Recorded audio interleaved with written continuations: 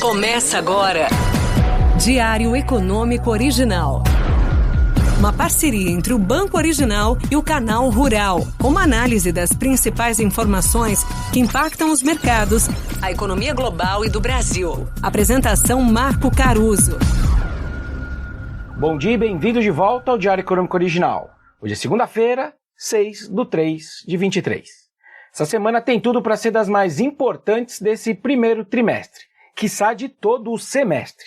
2 grandes eventos, aqui e lá fora. Começando então pelo mais complicado, pelo noticiário, tem boa chance do Ministério da Fazenda trazer a público maiores detalhes, se não todos os detalhes, do novo marco fiscal, que vem aí substituir o teto de gastos. O objetivo é estabelecer novas regras que vão nortear as contas públicas federais daqui para frente. A intenção da equipe do ministro Haddad é mostrar um plano claro e que afaste os temores sobre uma dívida pública que poderia ficar explosiva.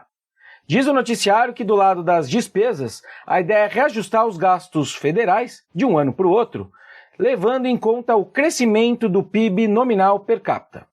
Se a gente olhar para os últimos 5 anos, por exemplo, a gente estaria falando de um reajuste médio no período de inflação mais 2% das despesas, né? Acima do que as minhas contas sugerem que seria saudável justamente para o endividamento público não ser crescente no tempo. Outra ideia é que a regra, seja lá qual for, seja desrespeitada em momentos de baixo crescimento econômico, permitindo ainda mais gastos, o que em economês a gente chama de uma regra anticíclica.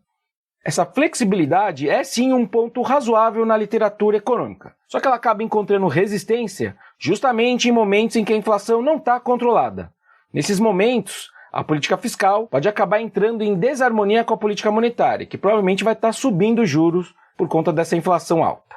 No mundo de hoje, por exemplo, aqui nosso, Brasil, se a gente tiver certo que o PIB vai seguir perdendo fôlego, como aliás a gente já viu no último tri do ano passado, semana passada, quer dizer que o governo começaria esse novo marco fiscal querendo acelerar as despesas, justamente para tentar salvar o crescimento, só que às custas de mais inflação essa que já está acima do centro da meta do Banco Central. Tem um conflito potencial aí já. Outros 2 pontos que eu vou olhar com especial carinho no marco fiscal é se a regra vai depender de projeções e hipóteses muito heróicas de crescimento, por exemplo, o que abriria espaço para superestimar as receitas, que tem um certo vínculo com o PIB. Fora isso, eu também gostaria de ver se a gente vai entrar nessas discussões semânticas, digamos assim, sobre o que é investimento. A frase do presidente Lula, desde o começo do ano, tem sido, abre aspas, é preciso parar de falar em gastos, em referência aos gastos com programas sociais, saúde, educação, etc., que para ele deveriam entrar na rubrica investimentos. Enfim, vai ser importante entender com quantas exceções essa nova regra já vai nascer. Se investimentos vão ser uma exceção, e aparentemente vai ser, e o que eles vão optar por chamar de investimentos.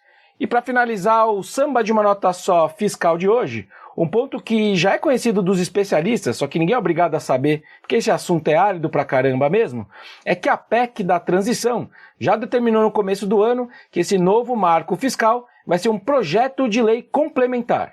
Ou seja, legalmente ele já vai nascer mais fácil de ser derrubado do que o combalido, porém resistente, teto de gastos. No caso do teto, quem o defendia era a própria Constituição Federal, por ser uma emenda a ela. E mesmo assim não resistiu a esse nosso viés perdulário. O Haddad tem agenda hoje a partir das 10h30 com o presidente Lula. E sobre esse assunto eu convido a todos a me ouvir na CNN a partir das 19h50, nessa segunda mesmo, discutindo justamente esse assunto. Bom, lá fora o presidente do Fed, o Jerome Powell, dá o seu testemunho semestral de política monetária para o Congresso. Dada a tríade de surpresas positivas com os dados econômicos americanos que a gente teve agora, foram dados do mercado de trabalho, vendas no varejo e inflação fortes, ele vai ter que ser mais taxativo sobre o seu compromisso em reduzir a inflação e controlar o risco de desancoragem das expectativas. Vai ser interessante ver se ele dá algum sinal de que as projeções para o juro terminal vão subir de novo em março, quando eles ali no Fed divulgam as estimativas dos diretores e do corpo técnico do próprio Fed para esse juro. Eu acho bem difícil, mas vamos ver também se ele deixa o aumento de 0,5% na mesa para março também. Lembrando que eles vêm numa toada de 25%. Bom, fora tudo isso, tem novos dados do mercado de trabalho americano na sexta e o IPCA também no mesmo dia. Sobre o emprego nos Estados Unidos, tem vários dados recentes sugerindo que a demanda por mão de obra segue firme e forte. Ao mesmo tempo, pode ter tido um certo exagero nos números de janeiro, quando mais de 500 mil vagas foram criadas. Se for o caso, parte da força observada lá poderia ser revertida em fevereiro. Vamos ver. E aí, para o IPCA aqui, a prévia mais forte do IPCA 15, que já veio a público, nos fez revisar os números para cima. A gente espera uma alta de 0,76% no mês, puxado pelos reajustes anuais de mensalidades escolares, que vieram sim mais altos do que o esperado. Fora isso, tem um aumento da energia elétrica, considerando a liminar que o STF deu, restabelecendo a incidência do ICMS sobre as tarifas de luz. E na direção contrária, deveria ter alívio em alimentos por conta de carnes. Bom dia, bons negócios e sorte sempre!